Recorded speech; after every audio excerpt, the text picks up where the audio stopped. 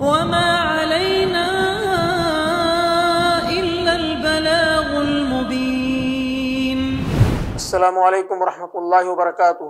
अल्हम्दुलिल्लाहि रब्बिल आलमीन व उसल्ली व उसल्लिमु अलल मबऊस रहमतल लिल आलमीन व अशहदु अन ला इलाहा इल्लल्लाह वहदहु ला शरीक लह व अशहदु अन्न मुहम्मदन अब्दुहु व रसूलुहु। अम्मा बाद। मुहतरम नाज़रीन, चंद दीनी मौज़ूआत पर गुफ्तगू करने के लिए आपकी खिदमत में हाजिर हैं। इंशाअल्लाह कुछ ज़रूरी बातें अपने लिए भी और आपके लिए भी पेश करूँगा। दुआ करते हैं अल्लाह ताला से कि अल्लाह ताला हमें कहने के साथ साथ अमल करने की भी तौफीक अता फरमाए और हमारी छोटी मोटी कोशिशों को कबूल फरमाए। आज मैं जिस मौजू पर आपसे गुफ्तगू करना चाहता हूँ वो है एक समाजी मौजू है तो दीन ही की तालीम, लेकिन वो एक समाजी मौजू है और इसमें इस्लाम की बेहतरीन तालीमात अल्हम्दुलिल्लाह हैं। ख़ास तौर से आज के वक्त में जब दुनिया बहुत ज़्यादा मशगूल हो गई है, एक दूसरे से मुलाकात का वक्त हमारे पास नहीं रह गया है, तो बहुत से समाजी ताल्लुकात में हमारे यहाँ कमी आ गई है।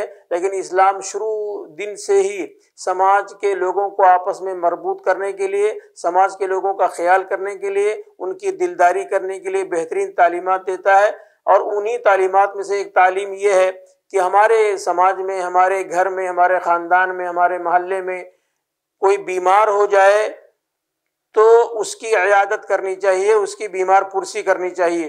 बज़ाहिर ये हल्का सा टॉपिक लगता है लोगों को, लेकिन आज की दुनिया में अगर देखें तो दुनिया इतनी मसरूफ़ हो गई है, इतनी बिजी हो गई है, दुनिया कमाने के पीछे इतने ज़्यादा दौड़ धूप में लोग लगे हुए हैं कि ये बुनियादी तालीमात से हम गाफिल हो गए हैं।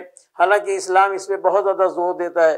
नबी करीम सल्लल्लाहु अलैहि वसल्लम ने उस ज़माने में जब तालीम दी थी ये कि मरीज़ की इयादत करो, जब कोई बीमार हो जाए तो उसके पास आया जाया करो। उस ज़माने में इतनी ज़्यादा आबादी नहीं थी, लोग आराम से एक दूसरे का हाल चाल मालूम किया करते थे। लेकिन आज की दुनिया में इसमें बहुत ज़्यादा मसाइल पैदा हो गए हैं। बहुत से मरीज़ हमारे घरों में होते हैं, उनका कोई पुरसाने हाल नहीं होता। बहुत से मरीज़ ऐसे होते हैं जो दायमुल मरीज़ होते हैं या साहिब फ़िराश होते हैं, जिनको हम लोग कहते हैं कि बिस्तर पे पड़े हुए हैं। तो वो बिस्तर पे पड़े हुए, चाहे घर में पड़े हों चाहे हॉस्पिटल में पड़े हुए हों, वो तन्हाई का शिकार रहते हैं, मायूसी का शिकार रहते हैं, तकलीफ़ का शिकार रहते हैं। ऐसे आलम में इस्लाम की बेहतरीन तालीमात हमारे पास आती हैं कि उनको यक्का व तन्हा ना छोड़ा जाए, उनके साथ ताल्लुकात रखे जाएँ, उनके बारे में हाल चाल उनका मालूम किया जाए और उनको तसल्ली दी जाए। इस सिलसिले में इस्लाम ने तो इसको एक मुसलमान का हक बताया है। नबी करीम सल्लल्लाहु अलैहि वसल्लम ने फरमाया, हक़्क़ुल मुस्लिमी अलल मुस्लिमी सित्तुन, 6 हुकूक हैं मुसलमान के, यानी रिश्तेदारी के अलावा इस्लाम ने हुकूक पर बहुत जोर दिया है। चाहे वो वालिदैन के हुकूक हों, चाहे औलाद के हुकूक हों, चाहे पड़ोसियों के हुकूक हों, चाहे और समाजी हुकूक इस तरह से हों। और इस्लाम ने अपने मानने वालों को एक दायरा में, एक राब्ते में, एक ताल्लुक़ में जोड़ दिया है, जिसको दीनी ताल्लुक़ या दीनी उखुवत कहा जाता है। इसी बाब में, इसी पहलू में मरीज़ की इयादत के लिए बड़ी बेहतरीन तालीमात इस्लाम ने दी हैं। फरमाया नबी करीम सल्लल्लाहु अलैहि वसल्लम ने कि एक मुसलमान का दूसरे मुसलमान पर 6 हक़ है। उसमें से एक आपने फरमाया, इदा मरिदा फउदहु, जब तुम्हारा कोई भाई बीमार हो जाए तो उसकी इयादत किया करो, यानी उसकी बीमार पुरसी करो, जाओ उसके पास, उससे सलाम दुआ करो, उसका मिजाज पूछो, उसकी कैफियत मालूम करो, उसकी तबीयत मालूम करो। और जो शरई तरीक़ा इसमें अल्लाह के रसूल सल्लल्लाहु अलैहि वसल्लम ने बताया है वो यही है कि इसके ज़रिए से, इस विज़िट के ज़रिए से, इस ज़ियारत के ज़रिए से, इस मुलाकात के ज़रिए से उस तन्हाई में पड़े हुए मरीज़ को बड़ी तसल्ली मिलती है। ये एक नफ्सियाती इलाज है उस मरीज़ का जो मायूसी का शिकार है या किसी बड़े मरज़ में मुब्तला है या हॉस्पिटल में एडमिट है मुस्तकिल लंबे टाइम के लिए, या घर में पड़ा हुआ है। घर के लोग अपनी अपनी जिम्मेदारियों में लगे हुए हैं, उनका बेटा है वो अपने कमाई पे गया हुआ है, बच्चे स्कूल में तालीम हासिल करने के लिए गए हैं, उनके पास कोई बैठने वाला, उनका कोई ख्याल करने वाला आज के वक्त में बहुत कम रह गया है। ऐसे वक्त में इस्लाम की ये तालीम आती है और इससे आपको अंदाज़ा होना चाहिए कि इस्लाम की तालीमात हर ज़माने के लिए है, हर वक्त के लिए है। तो आज इतनी तरक्की होने के बावजूद, ग्लोबल विलेज बनने के बावजूद दुनिया में आपसी ताल्लुकात में या पब्लिक रिलेशन में बहुत ज़्यादा कमी आई है और बहुत से मरीज़ मायूसी का शिकार हो जाते हैं और कभी कभी तन्हाई से आजिज़ आके वो लोग गलत कदम उठा लेते हैं। ऐसे आलम में इस्लाम आता है और ये हमारी रहनुमाई करता है कि मरीज़ के पास जाया करो, बराबर जाया करो। और ये इस्लाम की तारीख़ रही है अल्हम्दुलिल्लाह कि अल्लाह के रसूल सल्लल्लाहु अलैहि वसल्लम ने एक तो तरगीब दिलाई है और उस पर सवाब भी बताया है कि इससे न सिर्फ ये कि मरीज को फ़ायदा होगा बल्कि मरीज के पास जाने वाले को भी फ़ायदा होगा। फरमाया अल्लाह के रसूल सल्लल्लाहु अलैहि वसल्लम ने, हज़रत सौबान रज़ियल्लाहु अन्हु की हदीस है, वो रवायत करते हैं कि नबी अकरम सल्लल्लाहु अलैहि वसल्लम ने इरशाद फरमाया कि मन आद मरीदन लम यज़ल फ़ी खुरफ़तिल जन्नह, जो मरीज की इयादत करता है वो गोया जन्नत की क्यारियों में है, जन्नत के बाग में है।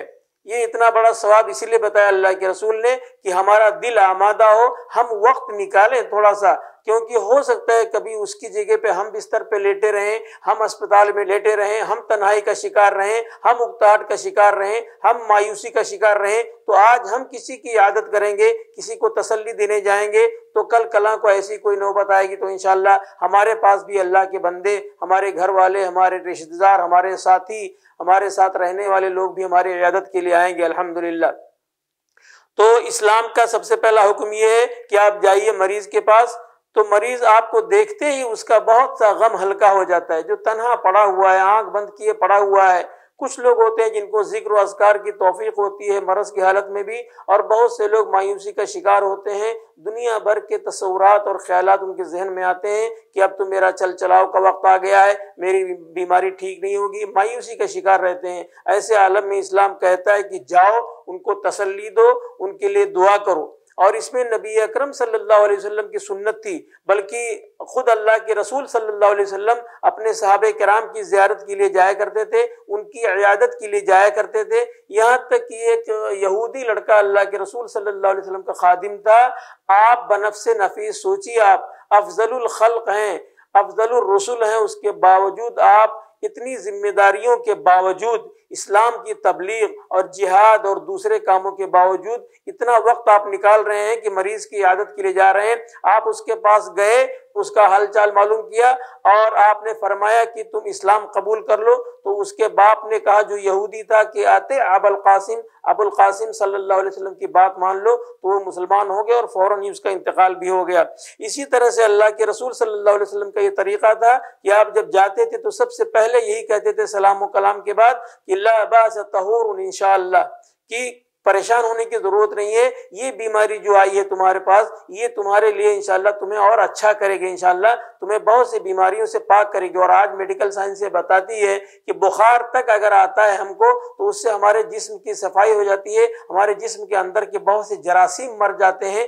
तो बीमारी को परेशानी का सबब नहीं समझना चाहिए, बल्कि ये अल्लाह ताला की तरफ से नेमत होती है। उसका न सिर्फ ये कि जिस्मानी फायदा होता है, बल्कि उसमें हमारे लिए अल्लाह ताला ने सवाब भी बहुत ज्यादा रखा है। हदीस में अल्लाह के रसूल ने फरमाया कि बीमारी की वजह से हमारे बहुत ज्यादा गुनाह झड़ जाते हैं। तो ये एक अल्लाह ताला की नेमत भी है। अल्लाह ताला आजमाता तो है, लेकिन उसमें मायूसी का शिकार नहीं होना चाहिए। ये एक तरह से मरीज को आपने नफ्सियाती तौर पर तसल्ली पहुंचाइए। जाइए, ये दुआ पढ़िए, ला बास तहूर इंशाअल्लाह, और जो और दुआएं हैं बीमार के लिए वो पढ़िए आप, तो इंशाअल्लाह आपकी दुआ को अल्लाह ताला कबूल करेगा, उसकी बीमारी को अल्लाह ताला ठीक कर देगा और उसको बहुत बड़ा सपोर्ट मिल जाएगा ज़हनी तौर पर कि हमारा भाई हमारा हाल चाल पूछने के लिए आया है। तो अंदर से उसको पावर मिलेगा, और अंदर से अगर पावर मिलेगा तो फिर बीमारी कमज़ोर हो जाएगी इंशाअल्लाह। जब उसका दिल मजबूत हो जाएगा तो बीमारी का ख्याल वो झटक देगा दिल से। तो अल्लाह के रसूल की बड़ी बेहतरीन तालीमात है, उसमें चंद बातों का ख्याल करना ज़रूरी है। मैं मुख्तसर वक्त में बताता हूँ कि आदमी इयादत के लिए जाए तो सबसे पहले मरीज़ के कहे बगैर,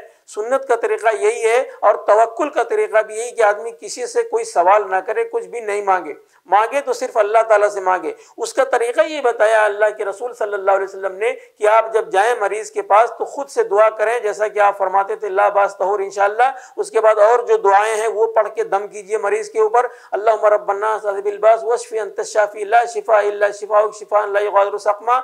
या एक हदीस में आता है कि एक दुआ अल्लाह के रसूल सल्लल्लाहु अलैहि वसल्लम ने सिखाई कि अगर इसको कोई 7 मरतबा किसी मरीज के ऊपर पढ़ के दम करता है तो अगर उसकी मौत नहीं लिखी है अल्लाह ताला ने उस बीमारी में, तो यकीनन अल्लाह ताला जरूर शिफा देगा। और वो दुआ है कि असअलुल्लाहल अज़ीम रब्बल अर्शिल अज़ीम, ये वाली दुआ 7 मरतबा पढ़ना चाहिए।